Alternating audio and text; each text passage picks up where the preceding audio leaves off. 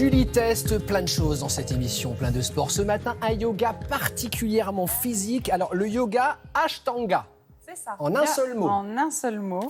Alors, yoga Ashtanga, ça veut dire les 8 chemins ou les 8 membres. Non, mais Il a compris la petite messieurs, blague. C'est pour l'été. Hein. Voilà. Oui, non, mais C'est j'ai un bien yoga compris. H en tanga. Voilà, c'est mais ça. c'est pas pour l'instant. C'est ça. Alors, c'est un yoga qui est très physique. Hein, je vais dans votre sens, messieurs. Très bien. Mais c'est un yoga qui est accessible à tous. Alors, pour la petite histoire, c'est... Ça, c'est accessible à tous. Oui, je suis pas bon, après, sûr, on est plus ou moins souple. L'image Ça va. était inversée. Non, mais on Ah, gagne de d'accord. la souplesse jusqu'à 90 ans, donc ça nous laisse une grande marge Faut qu'on se de dépêche progression. quand même. C'est un yoga qui a été en fait créé par Monsieur Patabi Joy, qui habitait Mysore en Inde. Ça a surtout été vraiment très tendance dans les années 90 parce que Madonna le pratiquait beaucoup.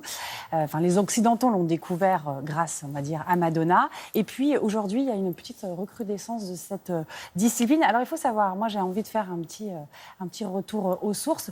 L'Ashtanga Yoga, le Iyengar, etc. En fait, il n'y a vraiment que un seul yoga. Il faut savoir que c'est pas un sport, c'est une philosophie de vie. Donc, on ne fait pas que du yoga sur son tapis, c'est aussi une façon d'être. Et Ashtanga, je vous le disais, ça veut dire les 8 chemins, les 8 membres. Et en fait, la posture, c'est seulement le chemin numéro 3. Il faut savoir que vous avez vivre avec soi, c'est déjà un premier point. Vous avez vivre avec les autres, c'est un deuxième. Ah oui, les et ça, postures, la respiration. Vous avez ce qu'on appelle le retrait d'essence, aussi apprendre à se refermer un petit peu avec soi-même pour arriver à mieux se concentrer, pour arriver à mieux méditer et pour arriver à ce qu'on appelle l'éveil, le samadhi ou le nirvana chez les bouddhistes. Et donc, en fait, le yoga, c'est tout ça. Donc, ce n'est pas uniquement des postures. Donc, le nirvana, on l'atteint qu'après les 7 paliers, là, on est d'accord. Exactement. Ah oui, en fait, d'accord. le yoga, c'est un chemin de vie. Et donc là, on va utiliser l'Ashtanga, qui a des postures bien spécifiques. Vous allez voir, c'est accessible à tous, on se régale.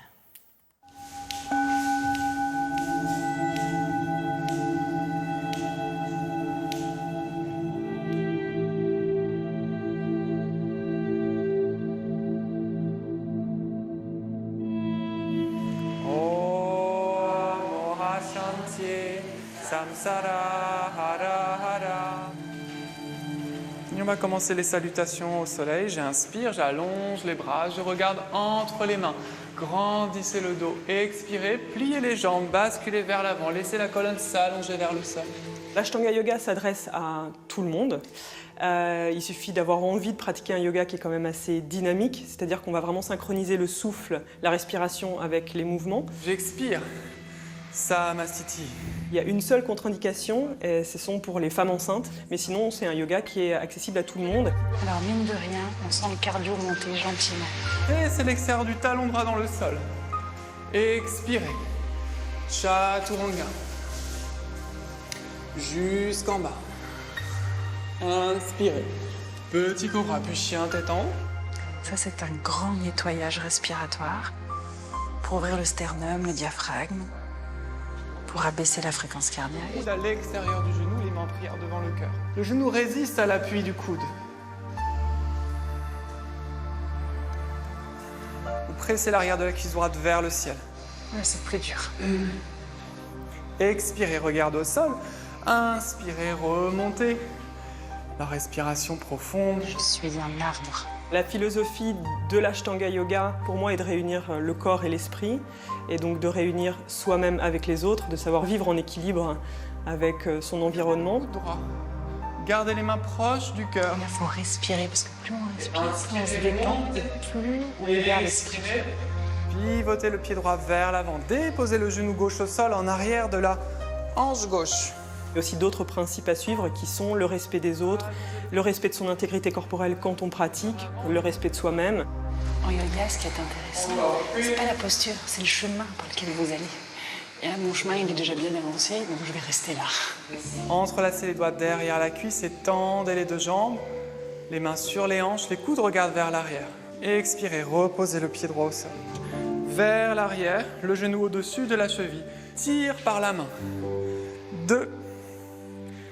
Allongez le coccyx vers le sol, cherchez à ramener les basses-côtes vers les hanches. 3. Le matin, à jeun, c'est le meilleur moment pour pratiquer les salutations au soleil quand le soleil se lève en même temps. Bon, ça y est, c'est terminé. C'est le moment où on dort. C'est le moment préféré de beaucoup de monde.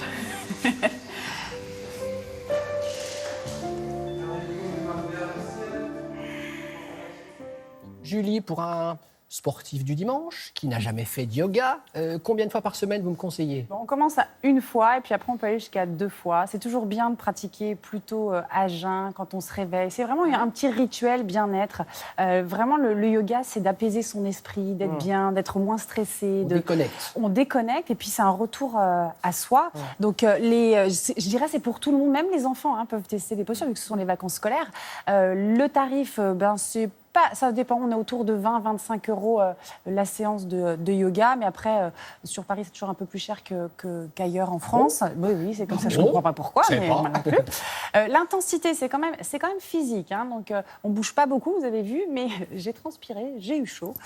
C'est bon pour donc, le renforcement musculaire, le système cardiovasculaire, la souplesse, et donc mentalement être très, très zen. L'avantage de ce yoga, donc, ce sont toujours les mêmes postures, donc ça permet une progression et peu importe le cours où vous allez vraiment, même le débutant, s'y retrouver. L'inconvénient, c'est que comme c'est toujours les mêmes postures, peut-être qu'on peut un petit peu s'ennuyer, et surtout quand on change de lieu, d'école, des fois, on pense que c'est un intermédiaire et puis en fait, il reste toujours sur la même série, donc ça peut être ennuyeux. Mais après, mais c'est bon pour soi, c'est bon pour le corps mais et pour le moral. c'est bon pour soi et c'est pas la posture qui est importante, c'est le chemin par lequel vous passez. Voilà, à méditer en ce samedi 19 octobre.